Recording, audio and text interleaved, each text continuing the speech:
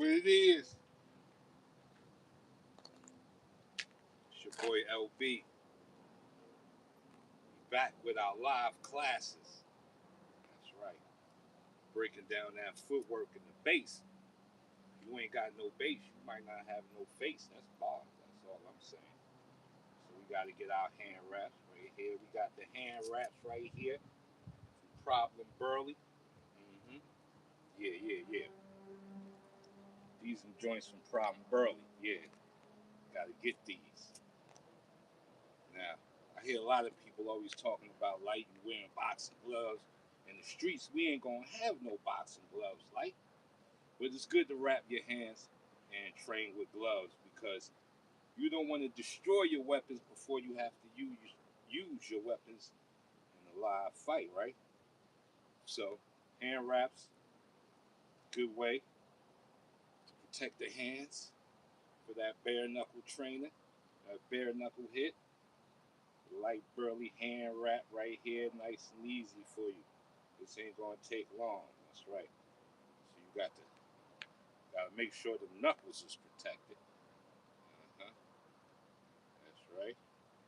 So we bring it around. Make sure the knuckles is in place. Here. Gotta get that cross tie across the wrist right there. That's important.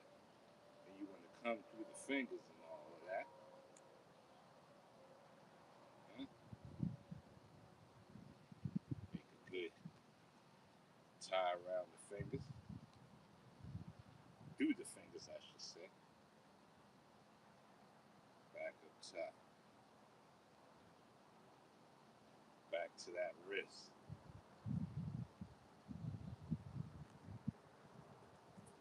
Now, if you've done it right, you ain't got to twist up the thing for the Velcro. Sometimes I'll be still getting caught up in the twist. I'm going to take that thumb part off. There you go. Push that in a little bit. Good wrap right there. Yeah. You see the logo? Problem Burly. You see that logo? We're working. We're repping the Burly. We're repping the Problem. Let's get that left hand done up.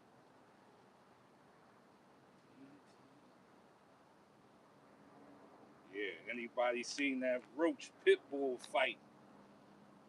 Now, what I think Roach went wrong was he tried to out Mexican the Mexican. You don't be up there trying to out Mexican the Mexican. You know what I'm saying? But Roach liked to fight on the inside. He was doing it good against Tank. He had Tank looking real uncomfortable on the inside and all of that. But inside fighting for Mr. Roach, for Mr. Cruz, that's what he loved to do. So you taking the chance trying to fight a man's game there. You know what I'm saying? You taking a big chance. Hold on. We almost finished here. So, I think it could have went to Cruz, man. I had Roach up. I think the knockdown hurt him a little bit. I think they should definitely run it back. I think it's a definite run that back. Alrighty. Gotta get that wrist. There we go. Yeah, we ready. Get that part off in there. Tuck that in there. Bring that back. We got our 52 block wraps. What else do we got for our lesson is our bully block. Now, if you ain't got one, you need to get one at lyteburly.com. We're running out of these, but we do have the bully boards. But you got to get you the bully block. You see, we got the glue right there, so you got a little grip, logo, of course, and the slant. So why is the bully block so important?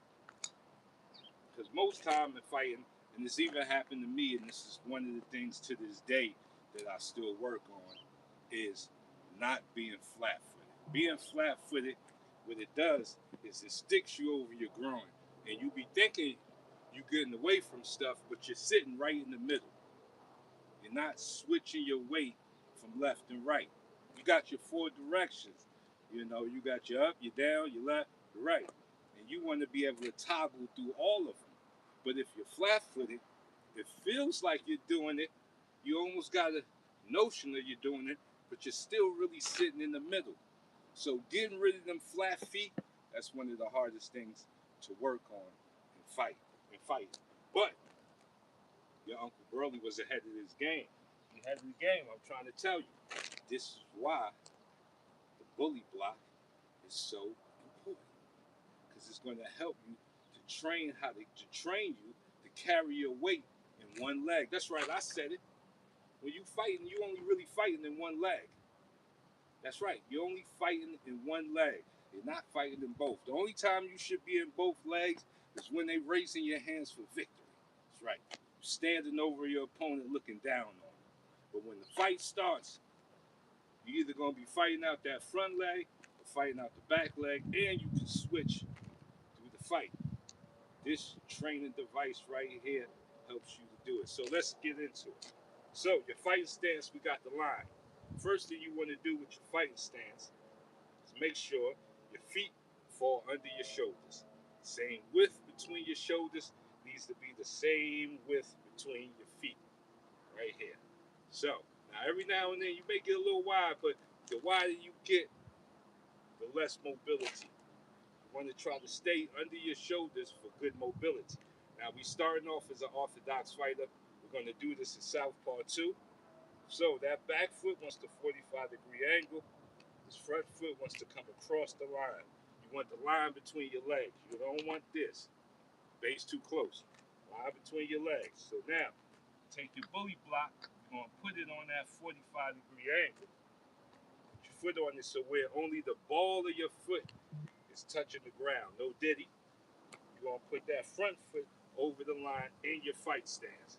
Already, this is starting to direct most of the weight to my front leg because the heel on this foot is raised, kind of pushing forward. So you want to sit your hips down. You don't want to be here with it. You want to pull your hips in, sit down into this leg, turn your belly button towards this leg. So that loads it even more. So now this leg is loaded with more of my weight. And I want to get to just working on moving in this leg. Feeling that weight. Good burn. No movement just yet. Keeping the hands up. Elbows over the knees. Moving just in this leg. Letting this leg have some pump. And it's keeping my knees bent. My knees, the springs, I'm not here with it. This is where you're going to be when you flat-footed. When you flat-footed, you're going to be right here trying to get your 52 block on all flat-footed with it. Now, this is going to help you keep them knees bent. So, moving. Get used to making the fist. One of the good things of having the hand wraps is having something to hold. So get used to making your fist.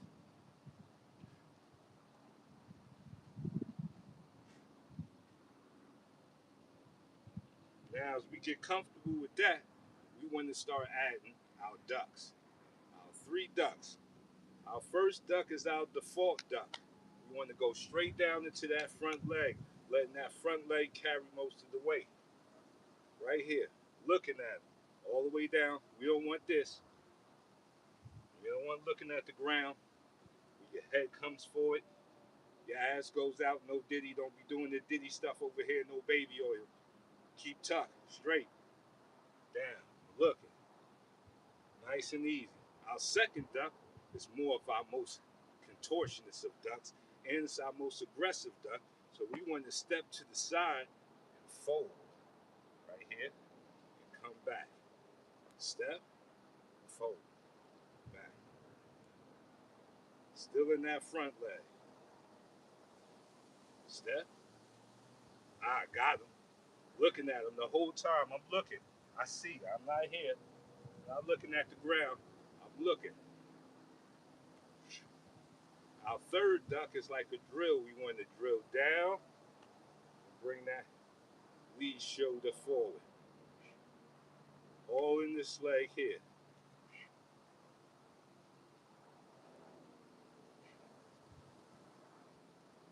Now we want to put them together. shoulders up. Make sure that heel stay up. It'll try to drift on you. Nice and easy on you. Ha, ha, ha. Working that leg up. Getting that leg to get strong. So now, without the bully block, this foot is up. This becomes your trigger. You want to get used to having this foot up, especially with your march, because that's going to become your torque. This is going to be your big Adam ball waiting, while this side is holding majority of your weight, so you can torque with full power. Your bully block is essential. You got to get you a bully block. LyteBurly.com. We got more of these classes coming. Live classes with your boy Burly.